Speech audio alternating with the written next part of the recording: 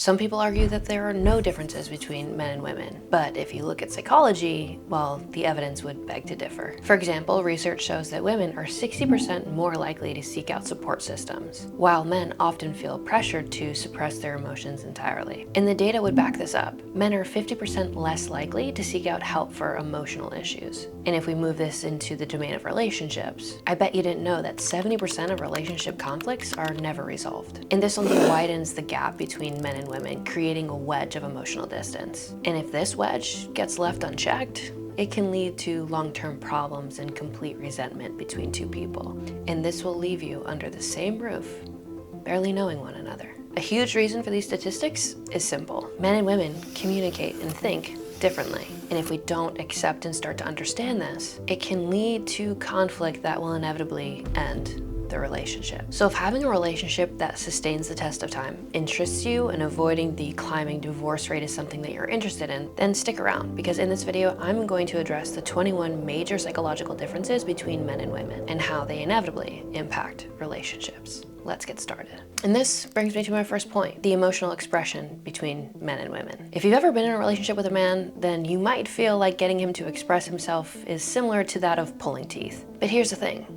It's not because men are trying to be difficult. There are deeper reasons why men hesitate to express their emotions openly. And as somebody who's worked with many men, time and time and time again, they will tell me that showing their emotions or vulnerabilities only leaves them to be weaponized against them. And this will show up in my comment sections as well. And if you really sit and think about it, men tend to lead with three main presentations of emotion. They're either happy, they're horny, or they're angry. But that doesn't mean they don't feel sadness, fear, or insecurity, or the plethora of other emotions that women do. Society, family systems, and culture have conditioned men to focus on power over emotions. And if you think about this from a historical lens, men were protectors and providers. Back then, survival depended on strength, quick decision-making, and staying calm under pressure. In that context, showing emotions like fear or sadness could be seen as a weakness, which might lower a man's status within the group, or worse, get everybody killed. Now let's fast forward to today, and you can see that these evolutionary drivers still impact how men show up and behave in the world. Men are continued to be reinforced with the idea that showing their emotions makes them weak, which continues to incentivize them to compartmentalize and feel like their emotions are their problem to deal with. And this is especially true in the workforce, where staying composed is key to maintaining a level of authority. But in personal relationships, this stoicism can create barriers, leading to misunderstandings and emotional distance. Now, if we look at women, on the other hand, they've evolved to express their emotions very openly. And this was essential for creating strong bonds and maintaining community. And if we look at the implications that drove this type of behavior, creating social networks and making sure that there was support for their children being raised was important not only for their own survival, but their children's.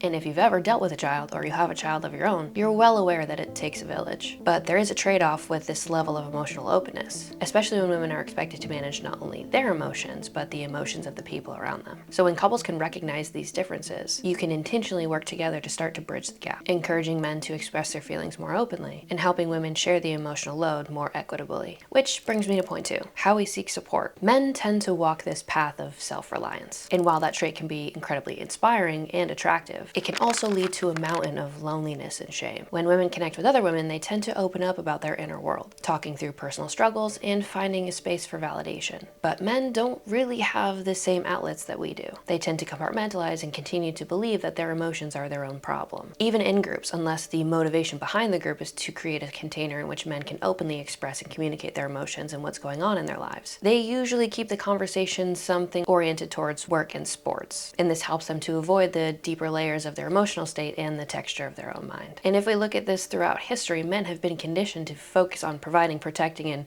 putting the service before the self. And this has reinforced their ability to face and handle challenges completely on their own. And today, these pressures still dictate how men tend to behave. There's a huge reluctance when it comes to men seeking out any semblance of help. And as I mentioned earlier, they continue to state that their emotions are weaponized against them, or it makes them feel vulnerable or weak. But this can have serious consequences for men's emotional and psychological well-being. Without access to support systems, men will continue to struggle to process their emotions, and this can lead to prolonged distress and severe mental health problems. And this behavior also impacts relationships, as partners may feel completely shut out and unable to provide any ounce of support. The societal expectation for men to manage their own shit themselves creates a cycle of isolation, where the help that could inevitably lead to growth and healing is completely avoided. So understanding this dynamic is crucial for breaking the stigma around men's mental health and allowing them to seek help and encourage them to get support when they need it. Which brings me to point 3. How do we approach risk? Picture this. You're at a party and a group of guys are around a table with a knife, and they want to play this game where they take the knife and they shank between their own fingers. Chances are the men in this group are way more likely to take up this challenge, whereas the women are way more cautious and wondering what the fuck is wrong with you. But this isn't just about thrill seeking. It goes a little bit deeper. Men often engage in risky behavior to showcase strength, bravery, and dominance, traits that historically help them secure mates and climb the social hierarchy. But this can lead to other issues, like injury or reckless decision making. Women, in contrast, have evolved to prioritize safety, and this is crucial for protecting not only themselves but any potential offspring. And this means women are way more likely to be a little bit more calculated when it comes to taking any sort of risk. And if we fast forward to today,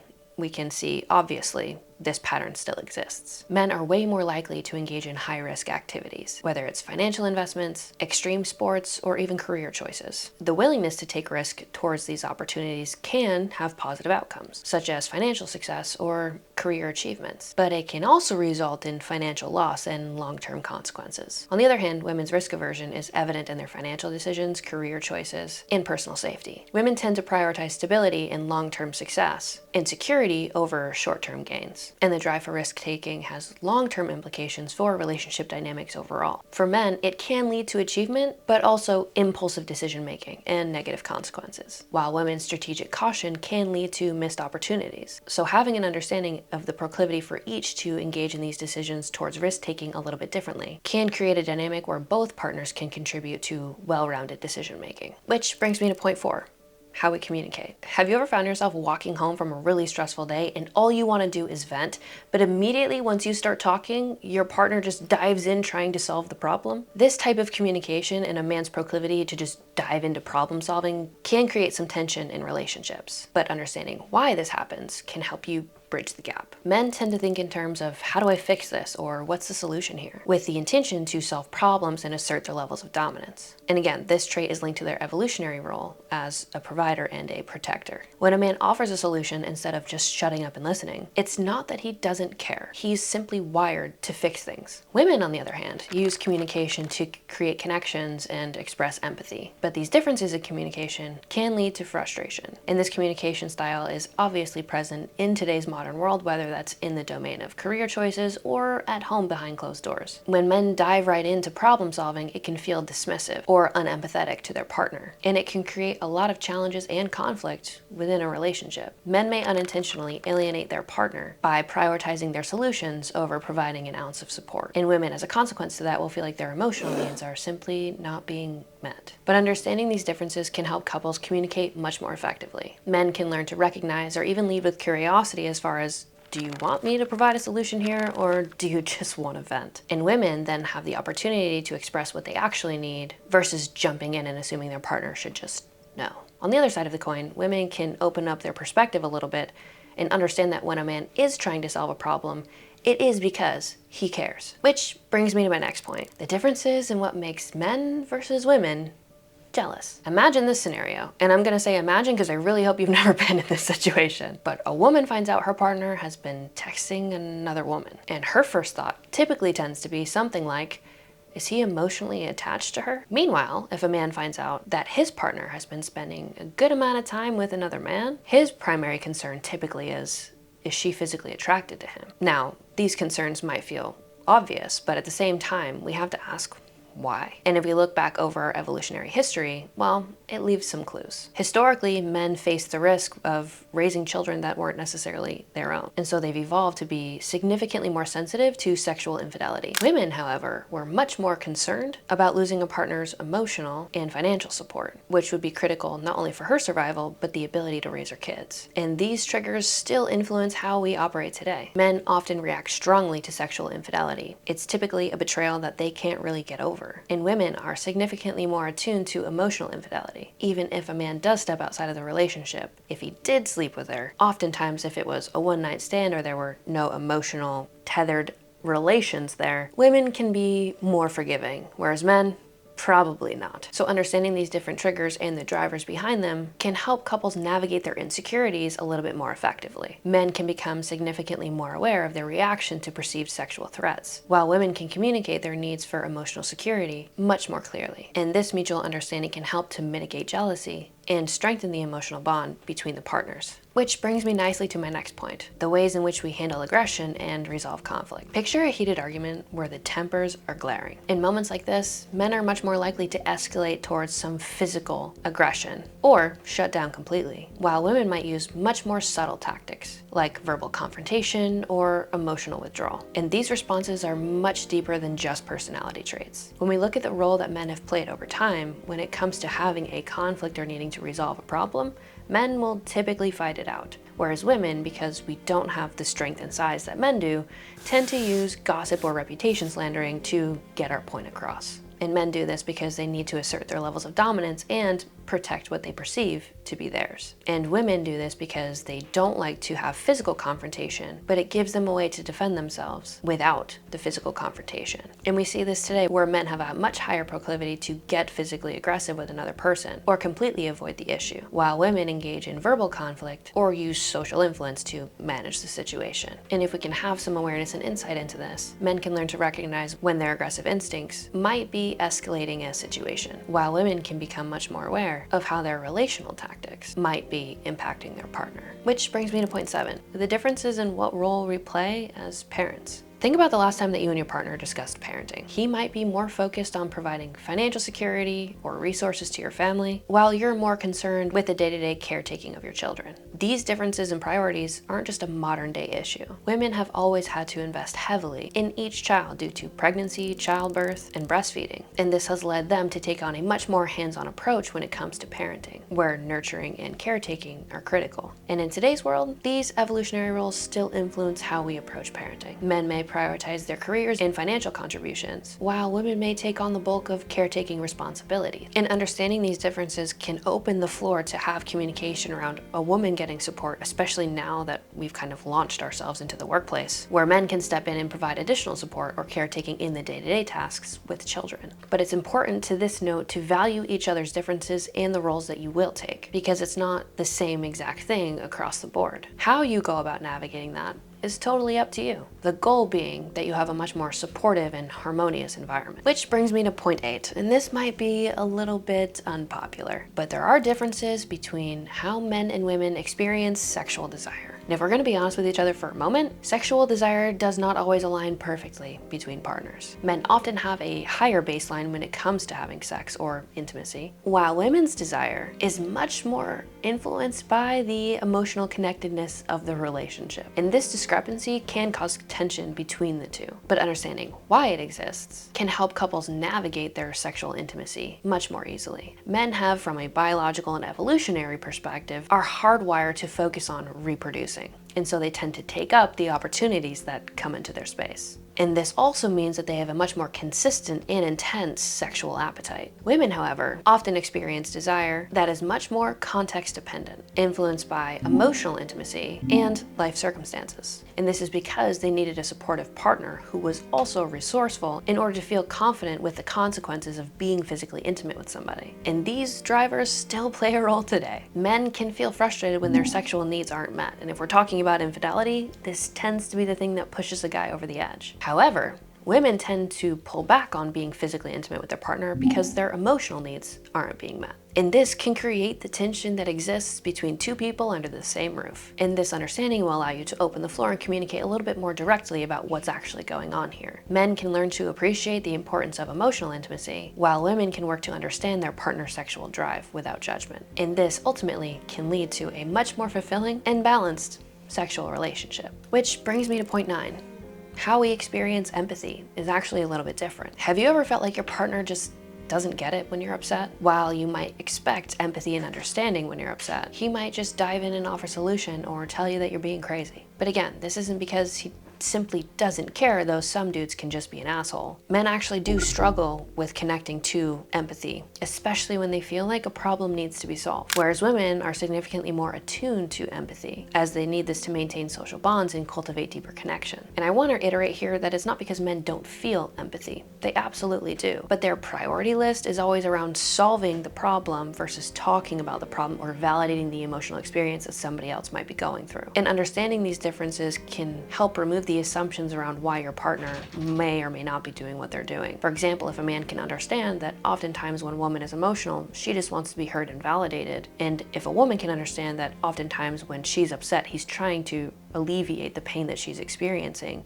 you can see that the intentions behind both of these behaviors are actually positive. And this can ultimately lead to better understanding of one another and a deeper connection between you two. Which leads me to point 10.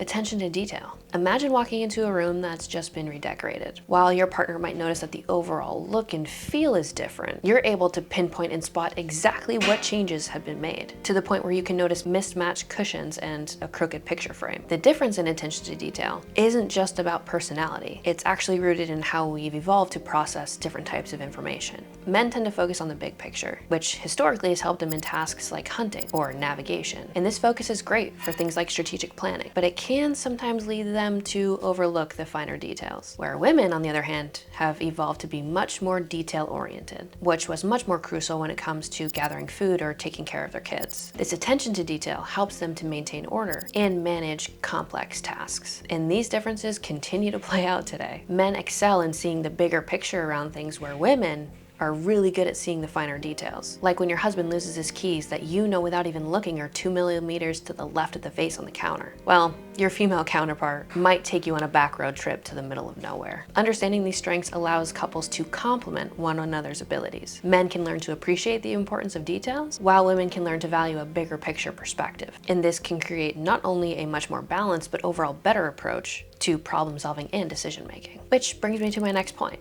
how we respond to stress. If you've both had a really long and stressful day and they're starting to build tension within the room between you two, he might start to retreat to his own space while you might feel the need to talk about it. Men tend to often exhibit something called a fight or flight response, and this again leads them to either emotional confrontation or complete withdrawal. Women, however, are more likely to engage in something called a tend and befriend, seeking out social bonds to mitigate the stress that they're experiencing. And these are still prominent today, where men either completely shut down or get really agitated and confrontational during conflict, while women tend to intentionally seek out comfort and connection.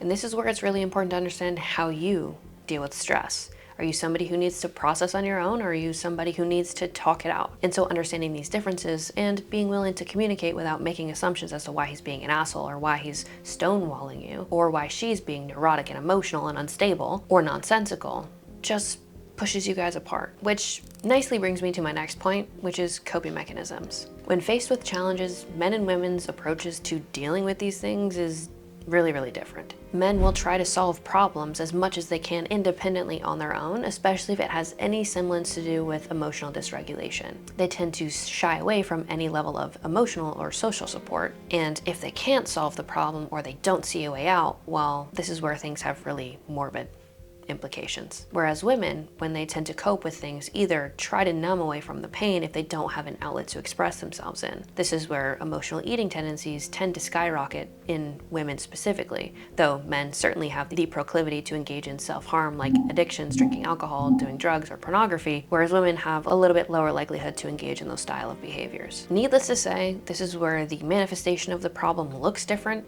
but the underlying need is still the same. Both people need to be able to cultivate an environment where they can openly express and talk through, or just work through, the emotions that they're experiencing. And your ability to hold space without judgment for each other can help alleviate some of the maladaptive coping mechanisms that we all have a tendency to seek out at some point in our lives. Which brings me to point 13, where we draw our sense of self-worth. Think about how you and your partner react to either success or failure. He might feel a surge of pride after a big work achievement, while you might find your self-esteem rooted in your relationships and ability to cultivate deep connections, and certainly hyperfixate on the well-being of those around you. Men often drive their self-worth from achievements and status, which historically drove up social dominance and reproductive success. And this external focus on their validation tends to lead them down a path where they continue to chase things and climb social ladders in order to validate, well, their worthiness. and their identity tends to get entangled into their career or personal achievements. Where women, on the other hand, tend to derive a lot of their self-esteem from friendships and social relationships. And if you've ever talked to a mother, well, anytime there is conflict between her and her children,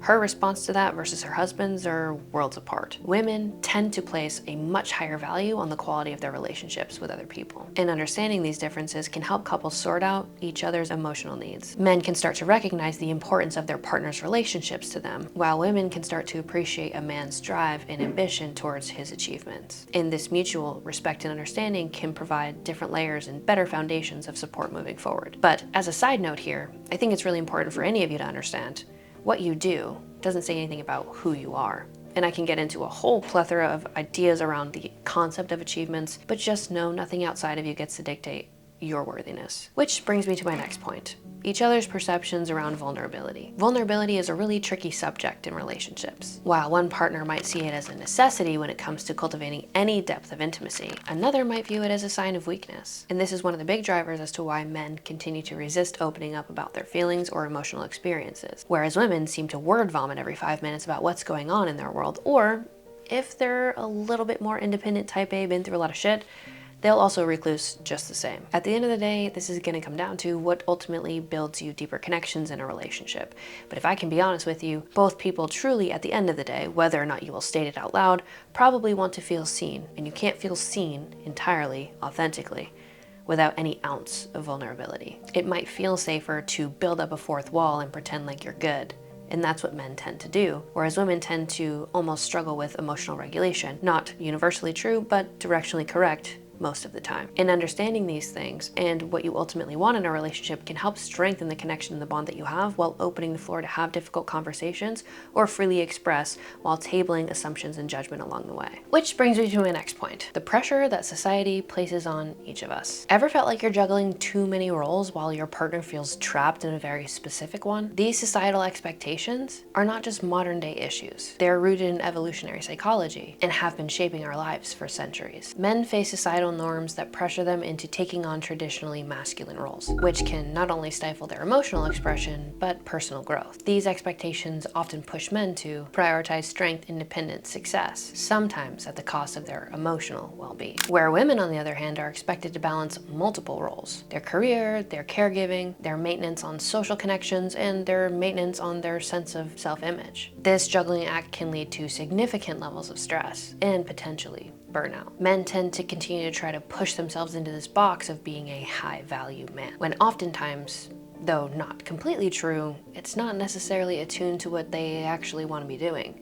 And as a personal note, I can't imagine the amount of stress that men are underneath, feeling like they're responsible for everything to be taken care of all the time, from a resource and providing perspective. Whereas women, and I can say this personally, the pressure to fit a certain mold, achieve all these things, be nurturing, caring, and compassionate all the time is somewhat insufferable. But understanding these expectations and pressures can help you support one another a little bit better. Men can work on, if it's necessary for them, to let go of all that pressure to be somebody that maybe they aren't, putting pressure on themselves to be strong and self-reliant all the time. And women can seek balance and permission to actually step into the role that they want to be living in versus the one they feel like they have to be living in. Which brings me to my next point, how we perceive our own abilities or competence. Think about the last time that you and your partner faced a challenge. He might have confidently taken charge, even if he wasn't entirely certain of what to do, where you might take the time to second guess yourself a little bit, even if you are well prepared and have a good understanding. This difference in perceived competence levels isn't just about confidence. And if I'm being honest, men tend to overestimate their levels of competence towards something. And it's a trait that historically enhanced their status and increased their mating opportunities. This confidence, whether justified or not, had benefits to promoting leadership and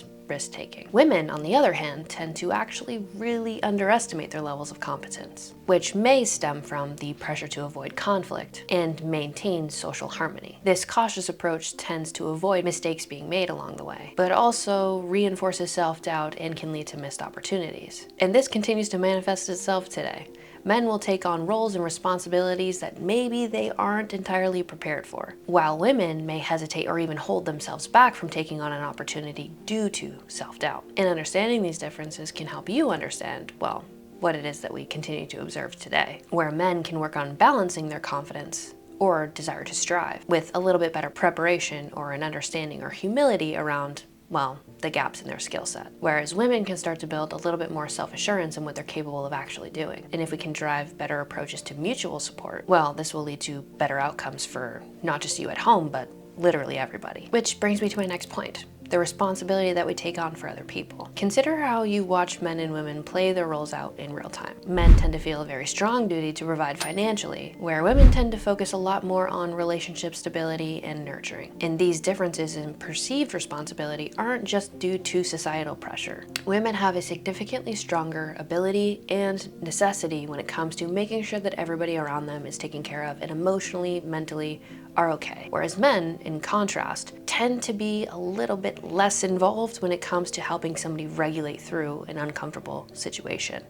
And a lot of this comes from the fact that most men don't really understand how to do that. And to be fair, nobody really took the time to teach them. When you're raised in a culture and society, and the role that you've played has always been something focused on utility, it's very hard to move from utility to emotion. On the other side of that, consequentially, women who are always focused on everybody else's feelings and their needs being met tend to get into a space where they completely neglect themselves and their own internal needs. And as a side note, I see this a lot in what I do in coaching.